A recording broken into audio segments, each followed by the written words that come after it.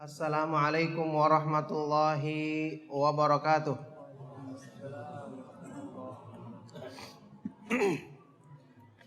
Innal hamdalillah nahmaduhu wa nasta'inuhu wa nastaghfiruh wa na'udzu billahi min syururi anfusina wa min sayyiati a'malina. May yahdihillahu fala mudilla lahu wa may yudlil fala hadiyalah. Wa asyhadu an la ilaha illallah wahdahu la syarika lah. Wa asyhadu anna Muhammadan abduhu wa rasuluh. Ya ayyuhalladzina amanu taqullaha haqqa tuqatih wa la tamutunna illa wa antum muslimun.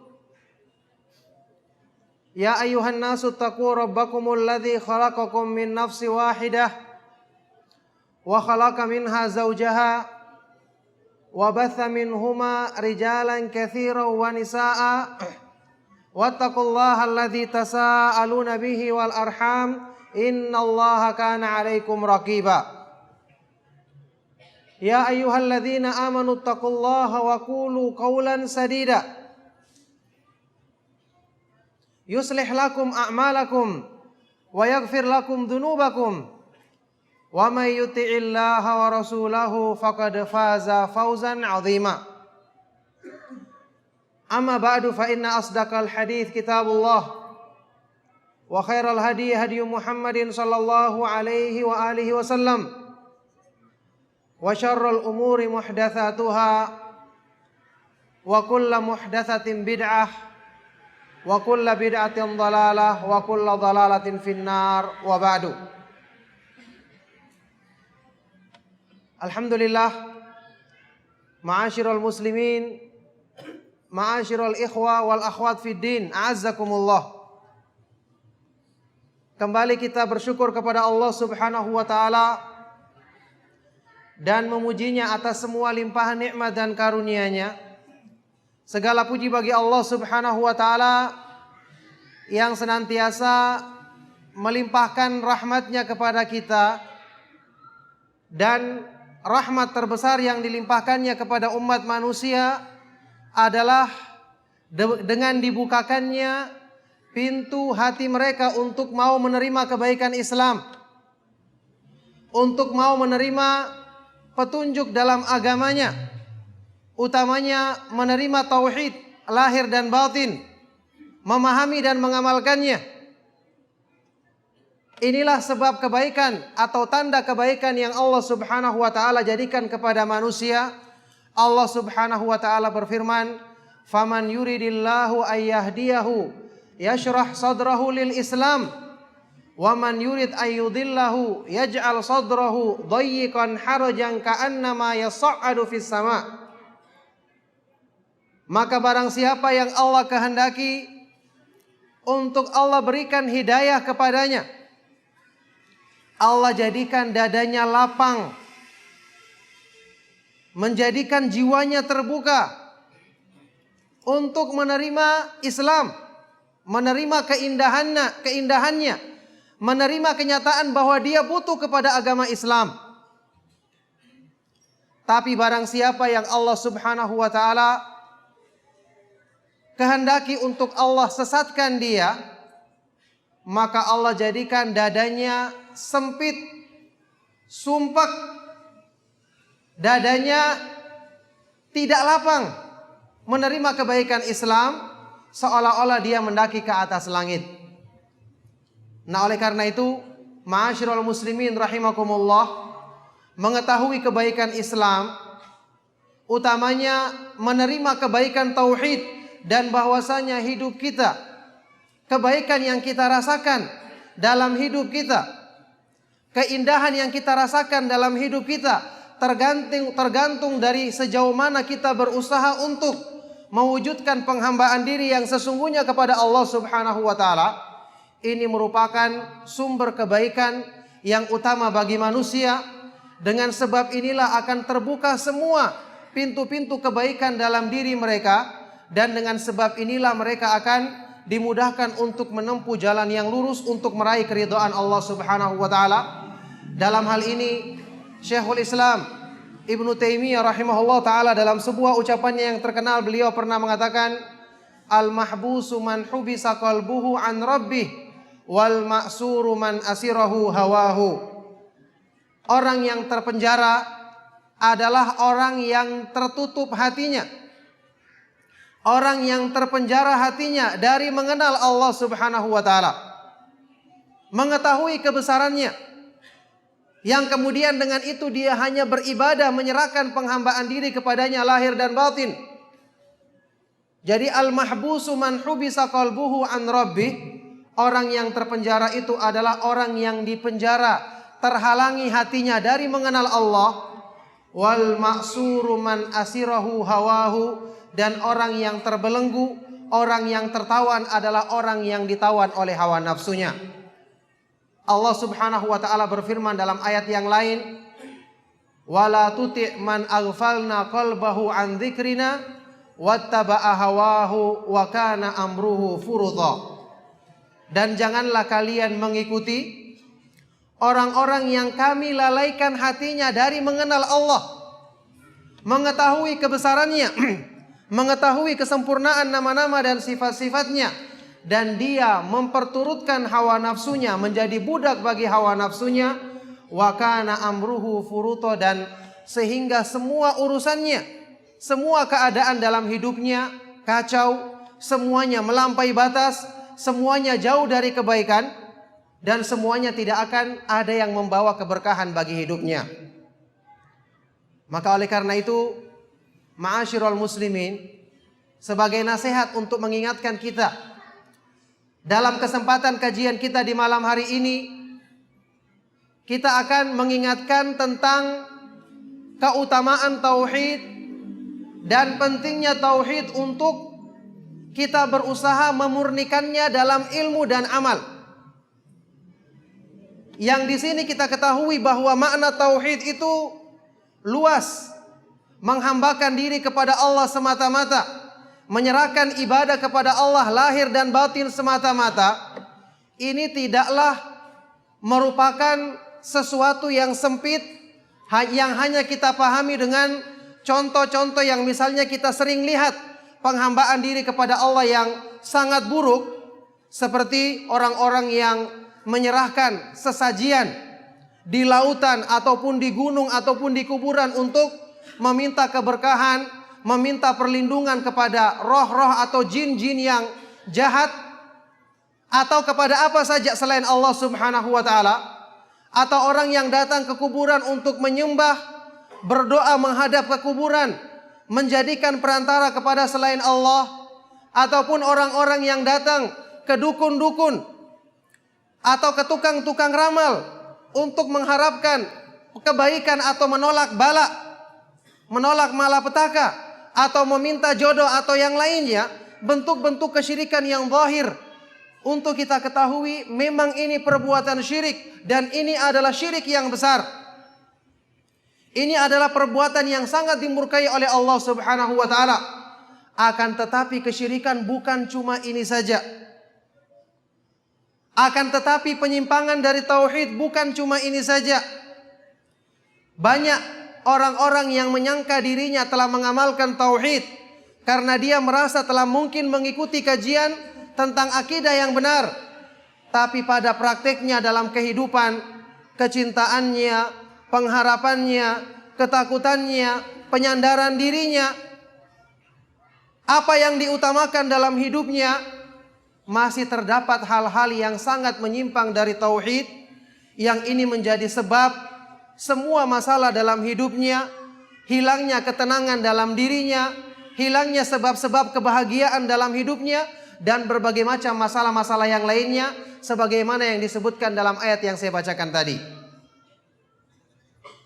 Ma'asyiral muslimin rahimakumullah, Imam Ibnu Qayyim rahimahullah ta'ala pernah mengatakan, mengungkapkan satu pernyataan yang menyadarkan kita bahwa masalah yang kita hadapi dalam kehidupan, sulitnya urusan-urusan yang kita hadapi ketika harusnya hal tersebut mudah kita dapatkan atau kita selesaikan, di antara sebab utamanya, bahkan sebab yang paling utamanya adalah karena masih ada kecintaan, pengharapan dan ketakutan yang kita jadikan kepada selain Allah lebih daripada apa yang kita jadikan untuk Allah Subhanahu wa taala.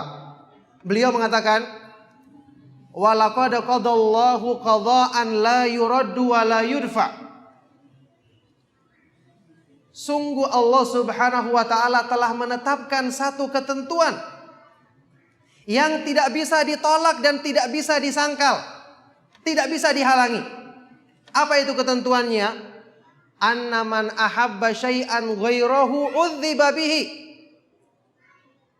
wa man khafa ghairahu sullita alaihi wa man athara ghairahu alaihi kana syu'man alaihi wa man arda ghairahu bi sakhatihi askhatahu alaihi wala budda. Apa itu ketentuan yang telah Allah jadikan dan tidak mungkin luput dari diri manusia? Ketentuannya adalah barang siapa yang mencintai sesuatu selain Allah, cintanya itu bukan karena mendukung cinta kepada Allah, apa yang terjadi? Maka Allah akan jadikan kecintaannya itu sebagai siksaan baginya, sebagai azab baginya.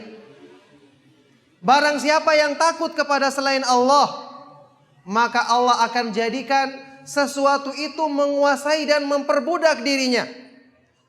Dan barang siapa yang mengutamakan sesuatu selain Allah, maka itu akan menjadi kesialan untuknya dalam hidup. Dan barang siapa yang mencari keridhaan selain Allah dengan kemurkaannya, maka Allah jadikan sesuatu itu akan murka kepadanya, dan itu mesti terjadi, tidak mungkin dihindari. Coba antum perhatikan hal-hal seperti ini yang berhubungan dengan pengamalan tauhid dalam diri kita, khususnya yang berhubungan dengan amalan batin. Banyak di antara manusia yang belum bisa mewujudkannya sempurna kepada Allah Subhanahu wa taala semata-mata. Dari sini kita mengetahui kenapa Imamul Hunafa, imamnya para ahli tauhid, Nabi Ibrahim alaihissalatu wassalam, yang antum ketahui semua, Allah Subhanahu wa taala menukil doanya dalam Al-Qur'an, wa junubni wa baniya an na'budal asnam. Ya Allah, jauhkanlah diriku dan keturunanku dari peribadatan kepada berhala. Jauhi diriku dan keturunanku dari perbuatan syirik, menyembah kepada selainmu ya Allah. Ini doanya seseorang yang telah dipuji, bahkan ucapannya dijadikan sebagai makna tauhid dalam Al-Quran. Nabi Ibrahim alaihissalatu wassalam, wattakhadallahu Ibrahima khalila, dan Allah Subhanahu wa taala telah menjadikan Nabi Ibrahim sebagai kekasih terdekatnya karena beliau benar-benar telah mewujudkan tauhid dengan sebenarnya. Jadi kita ketahui ternyata penyimpangan dalam tauhid itu perlu untuk ditakuti oleh setiap yang beriman. Karena penyimpangan dalam hal ini berarti kebinasaan. Dan hati manusia mudah untuk terseret dalam penyimpangan tauhid sesuai dengan kecintaan mereka yang berlebihan terhadap dunia, kecenderungan mereka yang berlebihan untuk mengikuti hawa nafsu, yang dari arah ini syaitan menggunakan kecintaan kepada dunia dan hawa nafsu tadi untuk memalingkan mereka sedikit demi sedikit dari tauhid dan penghambaan diri kepada Allah Subhanahu wa taala tanpa mereka sadari. Ma'asyiral ikhwa wal akhwat fi din, azakumullah. Kita juga pernah dengar hadis yang sahih dari Nabi sallallahu alaihi wasallam, riwayat Imam Ahmad dan yang lainnya, ketika Rasulullah sallallahu alaihi wasallam bersabda di hadapan para sahabatnya, "Inna akhwafa ma akhafu alaikum asyirkul asgar." Sesungguhnya yang paling aku takutkan menimpa kalian. Siapa kalian di sini? Para sahabat radhiyallahu taala anhum ajmain, orang-orang yang sempurna imannya. Sesungguhnya yang paling aku khawatirkan menimpa kalian adalah perbuatan asyirkul asgar, syirik kecil. Ketika ditanya, "Wa ma syirkul asgar ya Rasulullah?" Apa itu syirik kecil ya Rasulullah?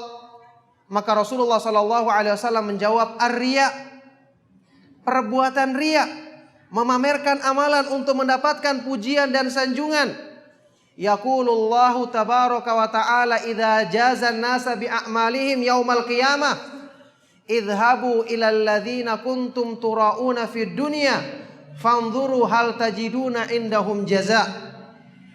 Allah berfirman kepada mereka yang melakukan perbuatan riya wal iyadu billah, ketika Allah memberikan balasan kepada manusia pada hari kiamat, pergilah kalian kepada orang-orang yang kalian jadikan amal kalian untuk dipamerkan kepada mereka sewaktu di dunia, dan lihatlah apakah kamu mendapatkan balasan pahala dari mereka.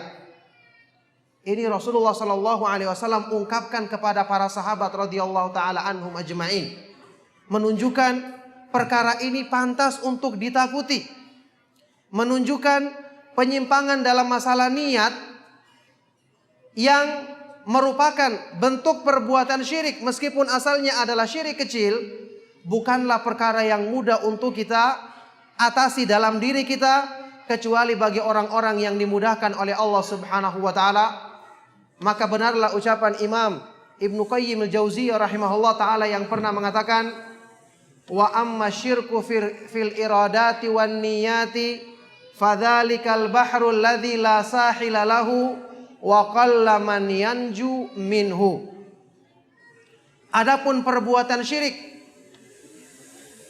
dalam keinginan dan niat manusia, penyimpangan dalam keinginan dan niat manusia, maka itu perumpamaannya seperti lautan luas yang tidak bertepi, dan sangat sedikit orang yang mampu selamat daripadanya.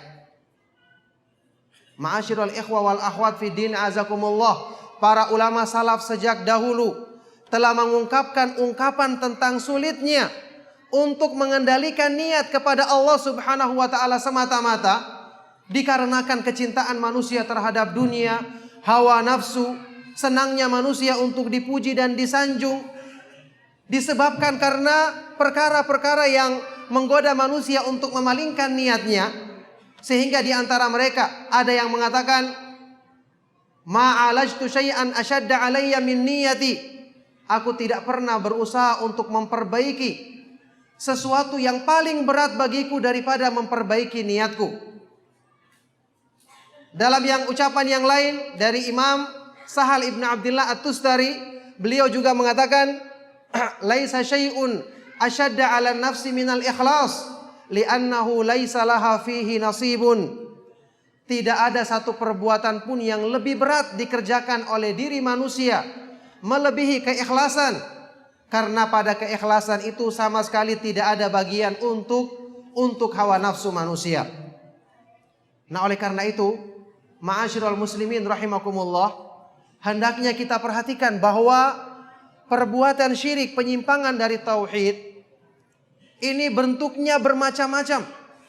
Kata para ulama, orang yang sudah berusaha untuk melepaskan diri dari satu macam penyimpangan niat, maka muncul penyimpangan dalam bentuk berikutnya, bentuk yang lain. Ketika dia lepas lagi, muncul lagi dalam bentuk yang lainnya.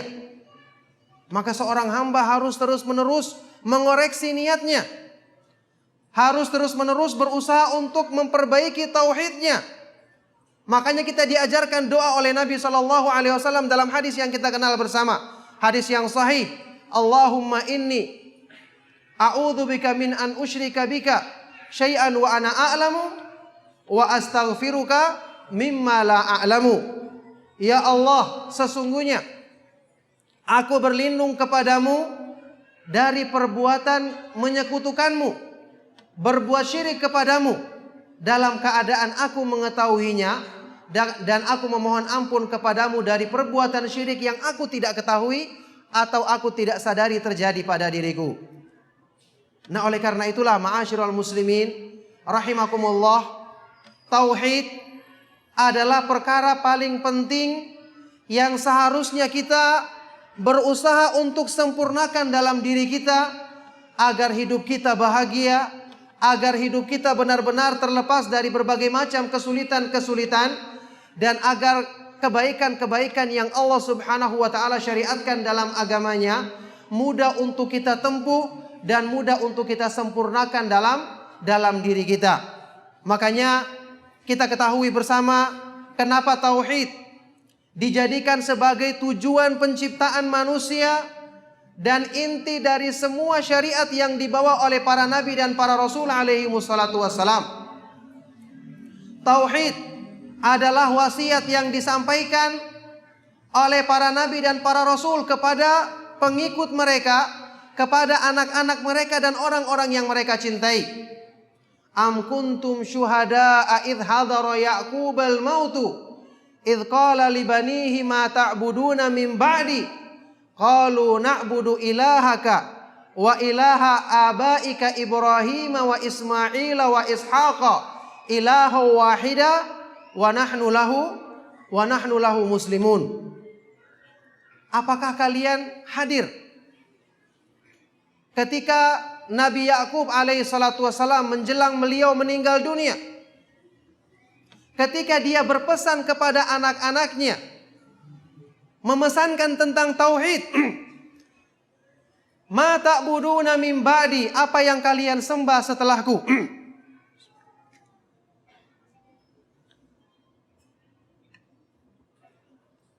Ini pesannya Nabi yang mulia, Nabi Ya'qub alaihissalam kepada anaknya yang dididiknya setiap hari.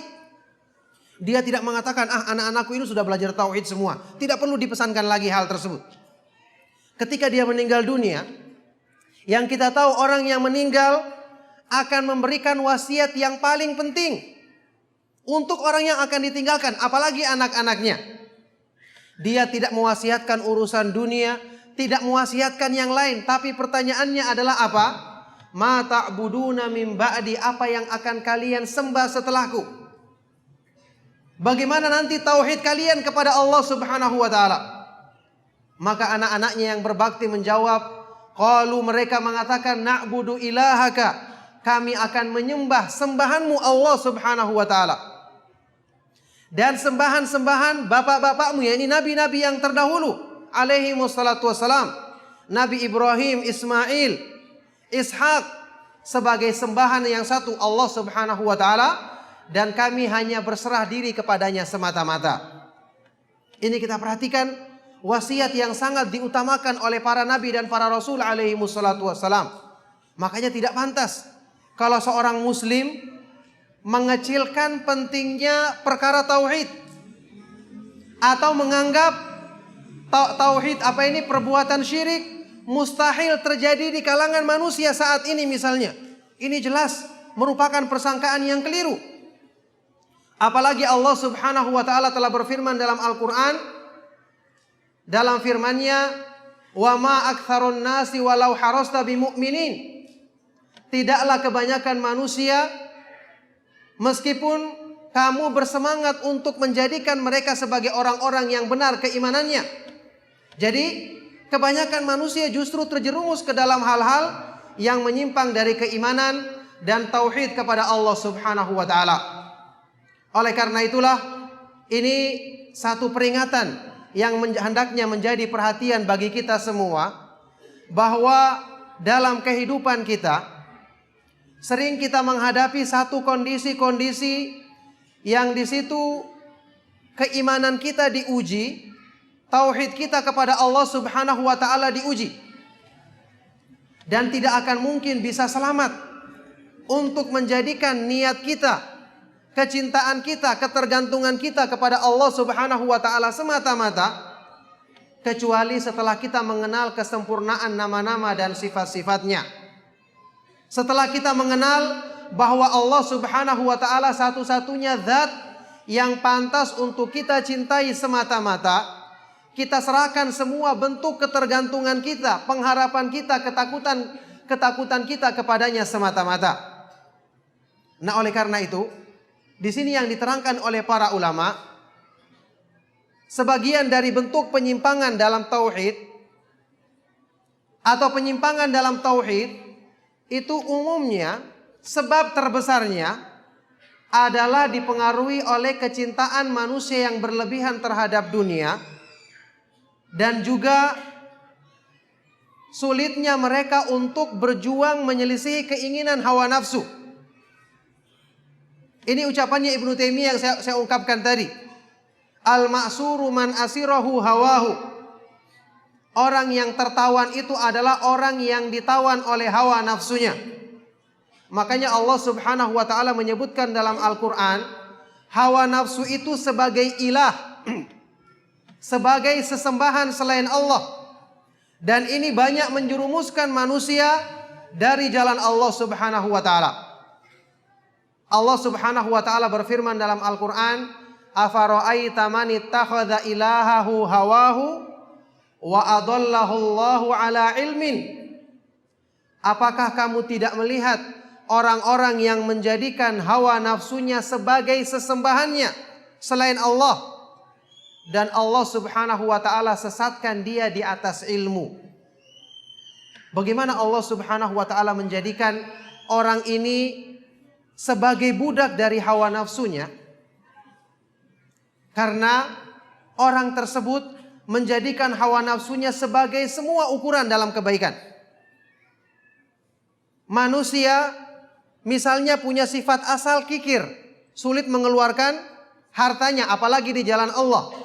Iya kan? Allah berfirman dalam Al-Qur'an, "Wa uhdiratil anfusus syuhha." Dan dijadikan tabiatnya jiwa manusia itu adalah kikir, sulit untuk mengeluarkan harta di jalan Allah.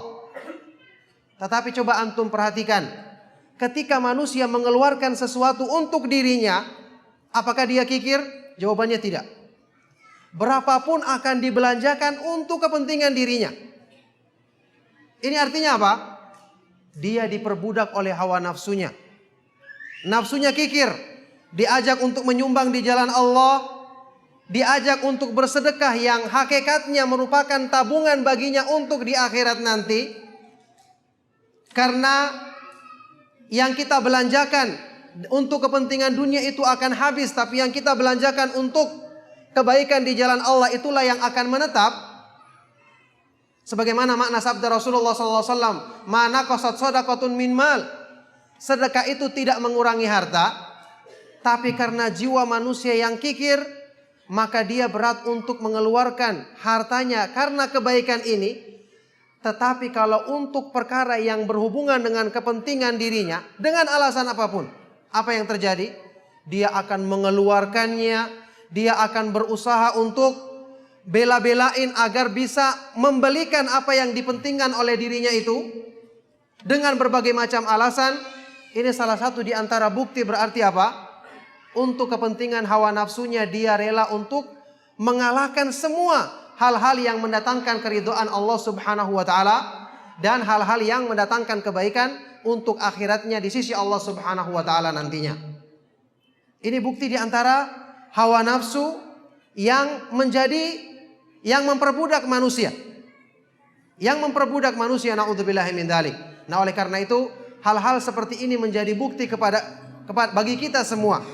Oleh karena itulah saya katakan tadi, orang yang tidak mengenal kesempurnaan nama-nama dan sifat-sifat Allah, yang dengan itu akan menjadikan dirinya cinta kepada Allah, maka hawa nafsunya selalu akan memperbudak dirinya dalam semua keadaan. Ketika dia cinta karena dirinya kosong dari cinta kepada Allah, maka larinya mau tidak mau cinta kepada hawa nafsu. Karena ingat ya, hati manusia itu kalau tidak diisi dengan kecintaan kepada Allah, maka pasti dia akan diisi dengan kecintaan kepada selainnya.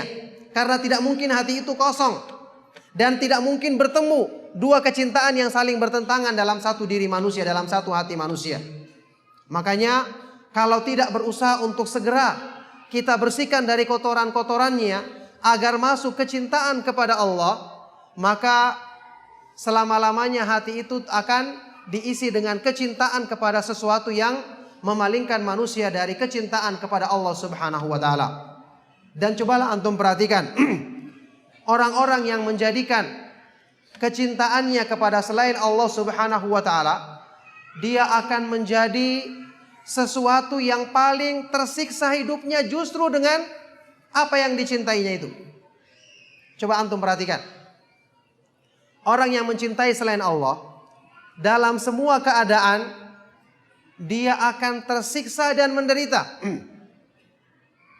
Orang yang mencintai sesuatu, misalnya mencintai manusia selain Allah, atau menyimpang dari jalannya, bukan mendukung kecintaan kepada Allah, apa yang terjadi? Ketika dia bertemu, yang dianggap bertemu dengan orang yang cintai kan kenikmatan baginya. Tapi apakah kenikmatannya murni?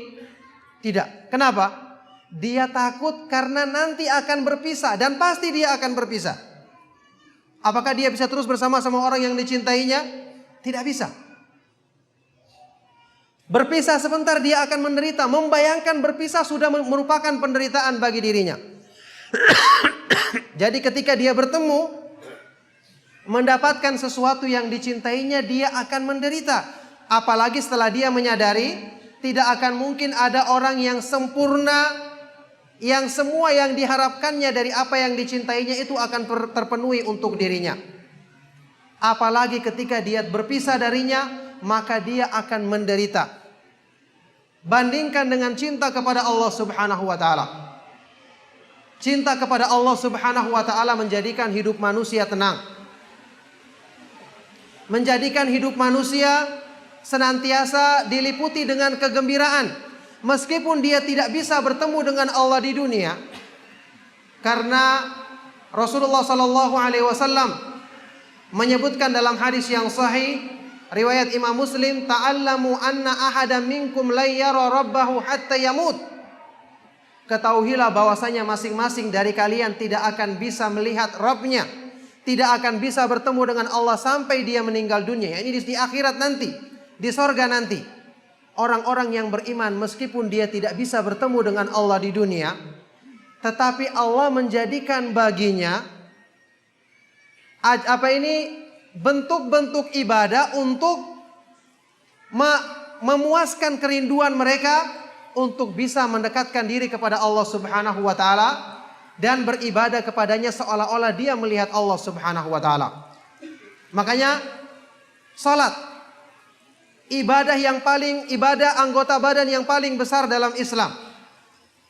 Apa hakikatnya salat? Rasulullah sallallahu alaihi wasallam bersabda, "Idza qama ahadukum ila sholati fa innahu yunaji rabbahu. Falyanzur ahadukum bima yunajihi." Ini hadisnya sahih riwayat Imam Ahmad dan yang lainnya. Jika salah seorang dari kalian berdiri melakukan salat, maka sesungguhnya pada saat itu dia sedang bermunajat dengan Allah.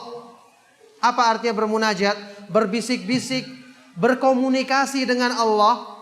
Maka hendaknya masing-masing kalian melihat apa atau bagaimana keadaannya ketika dia berkomunikasi dengan Allah. Sekarang pertanyaannya, kalau kita mencintai seseorang, kemudian kita bisa berkomunikasi dengannya, apakah kita senang? Maka jawabannya mesti kita akan senang. Dan inilah cara yang Allah berikan kepada hamba-hambanya yang beriman, yang mencintainya, untuk memuaskan kerinduan mereka, yaitu dalam sholat ketika mereka berkomunikasi dengan Allah Subhanahu wa taala dan langsung bermunajat dengannya. Dalam sholat Allah Subhanahu wa taala jadikan sujud sebagai keadaan yang paling dekat dari hambanya. Rasulullah sallallahu alaihi wasallam bersabda, "Aqrabu ma yakunul 'abdu min rabbih wa huwa sajid, fa aktsiru du'a fihi." Sedekat-dekatnya keadaan seorang hamba dari Allah Subhanahu wa taala adalah ketika dia sujud, maka perbanyaklah doa padanya. Dekat dengan Allah ini disukai oleh hamba-hamba yang mencintai Allah Subhanahu wa taala. Bisa mendekatkan diri kepadanya ketika beribadah. Makanya salat, sujud, berdoa kepada Allah, ini adalah amalan-amalan ibadah yang Allah Subhanahu wa taala janjikan kedekatan kepada hambanya ketika mereka menunaikan ibadah tersebut dengan benar. Makanya jelas terlihat perbedaan orang yang beriman dan yang tidak beriman ketika melaksanakan sholat. Dan di sini kita bisa nilai kualitas iman dan tauhid kita dalam sholat. Perbedaannya apa? Perbedaannya bagaimana orang itu menjadikan sholat sebagai kegembiraannya. Karena dia bertemu dengan zat yang dicintainya. Orang-orang yang lemah imannya seperti orang-orang munafik. Wa idza qamu ila sholati qamu kusala. Tidak ada artinya salat bagi mereka. Kalau mereka berdiri melakukan salat, maka mereka berdiri dalam keadaan malas-malasan. Subhanallah, orang yang menghadap pembesar saja atau orang yang kita takuti, ketika menghadapnya kita berpaling menoleh ke sana kemari, kira-kira apa yang dilakukan orang tersebut kepada kita? Mesti dia akan murka, kalau bisa dibunuh orang tersebut. Karena dia menghadap seorang pembesar, tapi dia berpaling ke sana dan kemari. Apalagi dia menghadapi zat yang menciptakan alam semesta beserta isinya. Makanya sholat bagi orang yang beriman, ini adalah benar-benar sumber kesenangan bagi dirinya. Yang kita ketahui bersama, inilah makna sabda Rasulullah SAW dalam hadis yang sahih, riwayat An-Nasa'i dan yang lainnya, wa ju'ilat qurratu aini fis shalah, dijadikan kesejukan hatiku, kenikmatan bagi pandangan mataku ketika aku melaksanakan salat. Ketika aku melaksanakan salat. Makanya di sini ayyuhal ikhwatu fillah, hati manusia yang merupakan tempatnya tauhid yang asalnya, tempatnya tauhid yang utama, ini yang akan menentukan apa yang terdapat pada anggota badan manusia.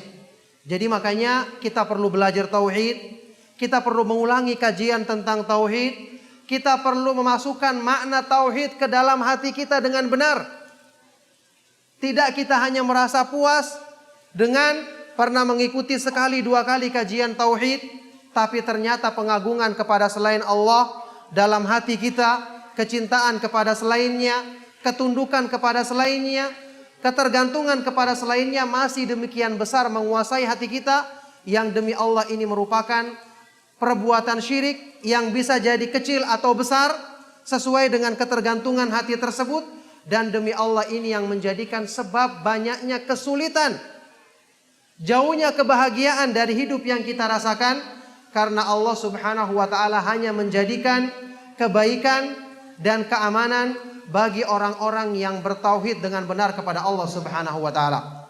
Coba perhatikan makna firman Allah Subhanahu wa taala dalam firman-Nya, alladzina amanu wa lam yalbisu imanahum bidzulmin ulaika lahumul amnu wa hum muhtadun.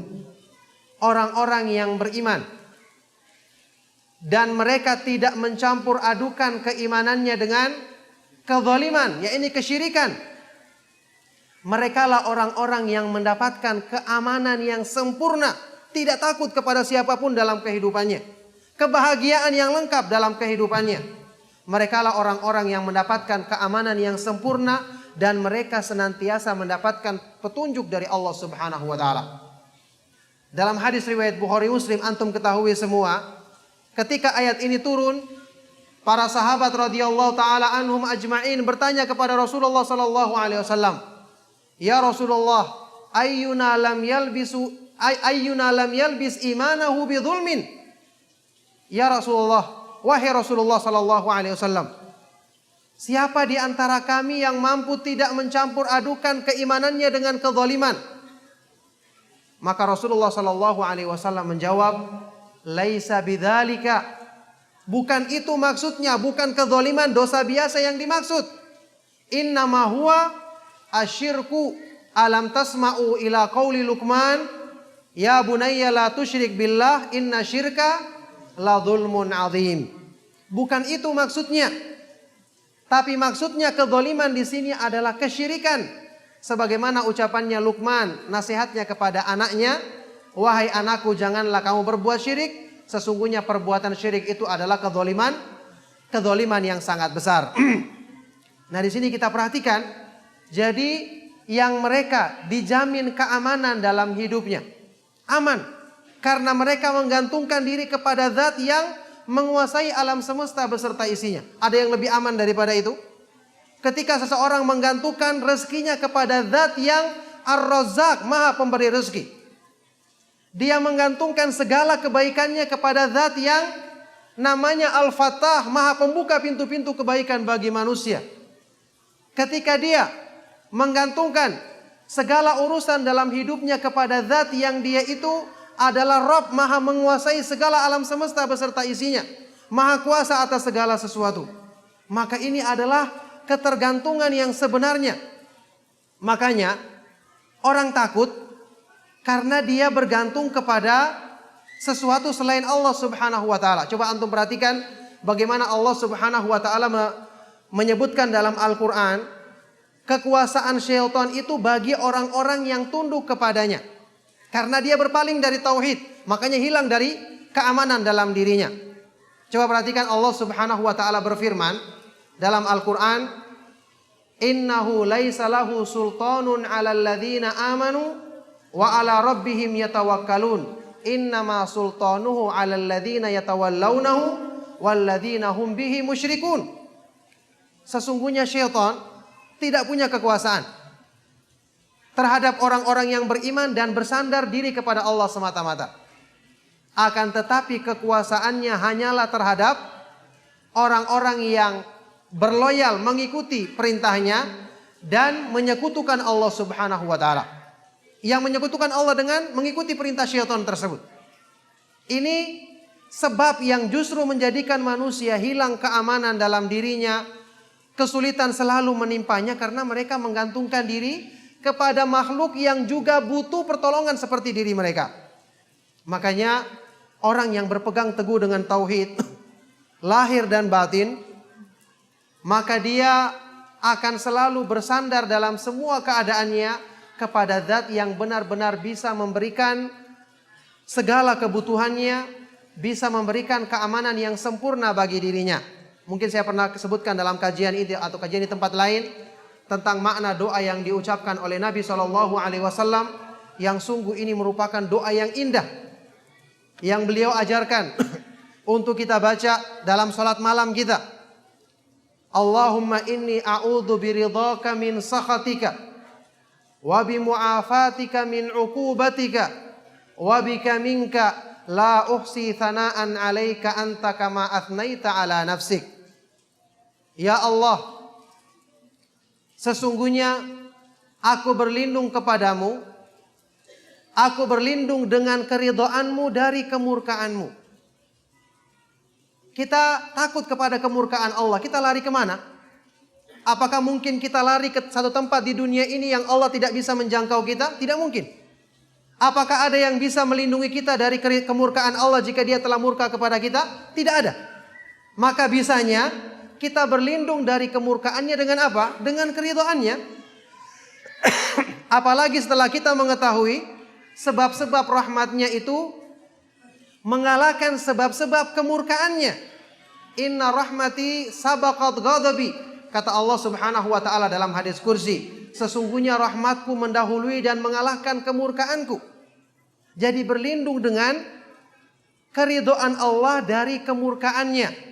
Ketika kita melakukan sebab-sebab yang mendatangkan kemurkaannya, berbuat maksiat kepadanya, berbuat syirik kepadanya, segera kita bertobat, bertauhid untuk mendapatkan keridhaannya. Wa a'udzu bimu'afatika min 'uqubatik, dan aku berlindung kepadamu ya Allah, aku berlindung dengan pemaafanmu dari siksaanmu. Karena siksaan Allah tidak ada yang bisa menyelamatkan kita darinya kecuali dengan pemaafan darinya. Wa a'udzu bika minka, dan aku berlindung denganmu darimu ya Allah. Aku berlindung denganmu darimu. Ini makna yang tinggi. Inilah hakikat tauhid yang sesungguhnya. Ketika seseorang ingin mengamankan dirinya kepada zat yang di tangannya segala keamanan. Ketika seseorang menyadari segala ketakutannya, yang bisa menyelamatkan diri darinya adalah cuma Allah Subhanahu wa taala, dan dengan berlindung kepadanya semata-mata. Inilah hakikat tauhid, ma'asyiral ikhwah wal akhwat fid din, azakumullah. Oleh karena itu, tauhid sekali lagi perlu kita pelajari, perlu kita bahas, dan perlu kita kaji berulang-ulang. Dan ingat, kesempurnaan tauhid dan semua cabang-cabangnya itu hanya akan bisa kita wujudkan secara sempurna dalam diri kita setelah kita mendalami, memahami, dan mengamalkan kandungan dari nama-nama Allah Subhanahu wa taala yang maha indah dan sifat-sifatnya yang maha sempurna.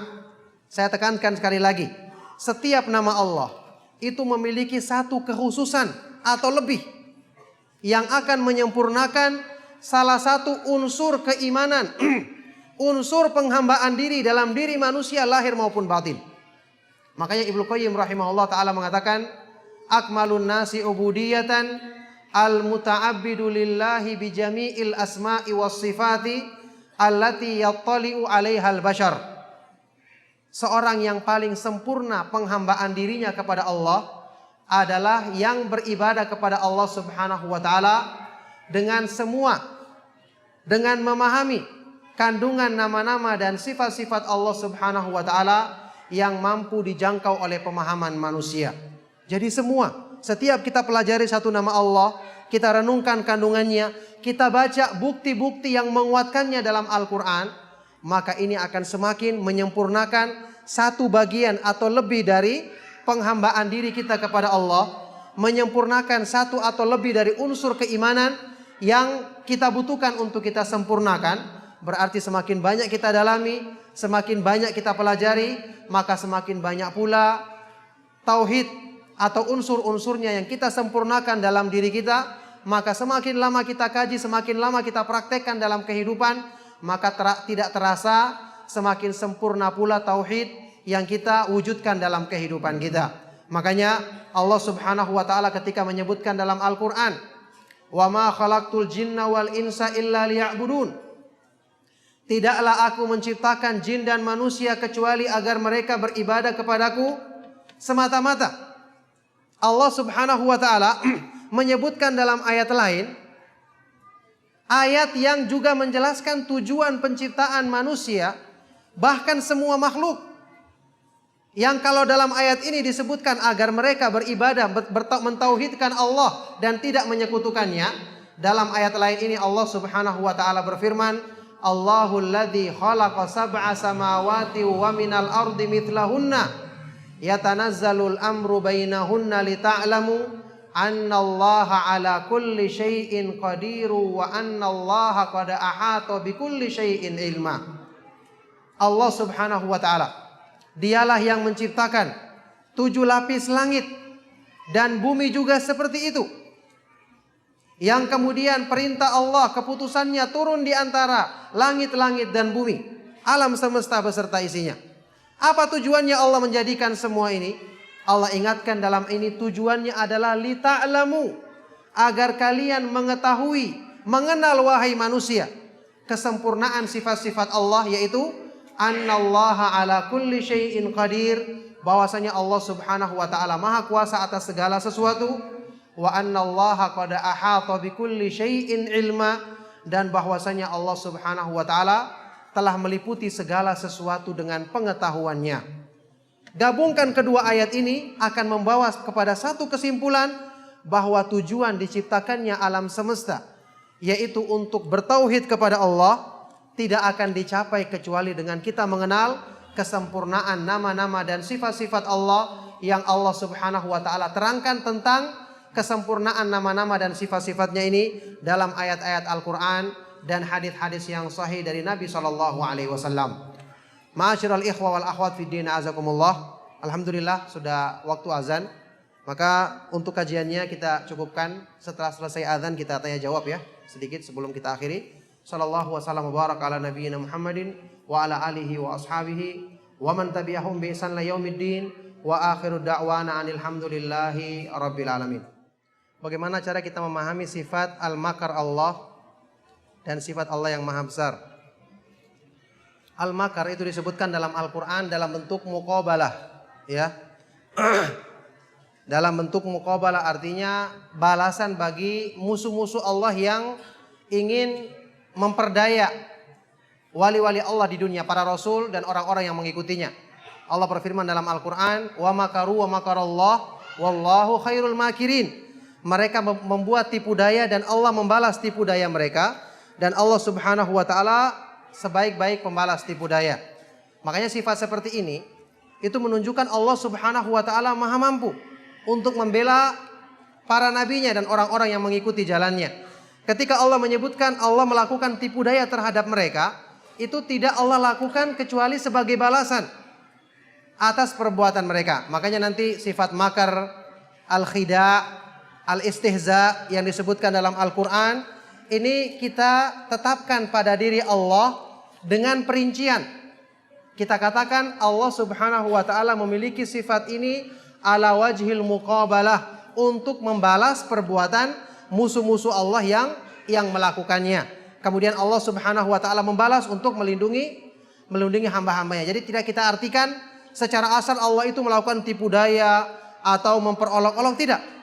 Tapi Allah subhanahu wa ta'ala menempatkan sifat ini kepada mereka-mereka yang berhak mendapatkannya sebagai balasan yang setimpal dari perbuatan mereka. Ya, seperti orang-orang munafik, Allahu yastahzi'u bihim wa yamudduhum, Allah memperolok-olok mereka dan mengombang-ambingkan mereka dalam kesesatan dan seterusnya. Nah,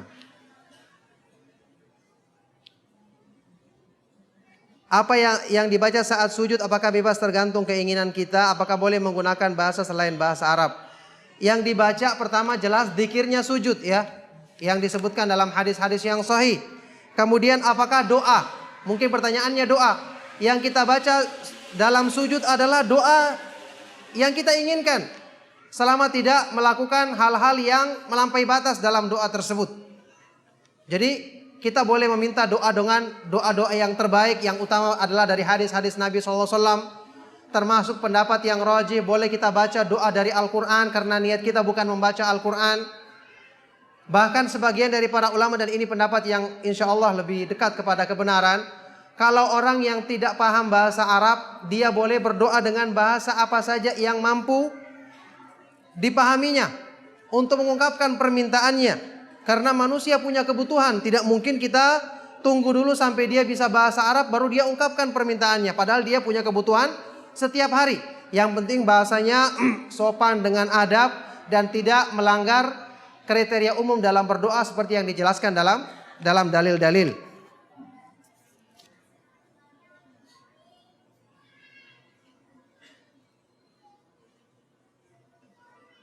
Apakah benar penafsiran dari kalimat doa tadi wa a'udzubika minka, yaitu a'udzubika min adzabika?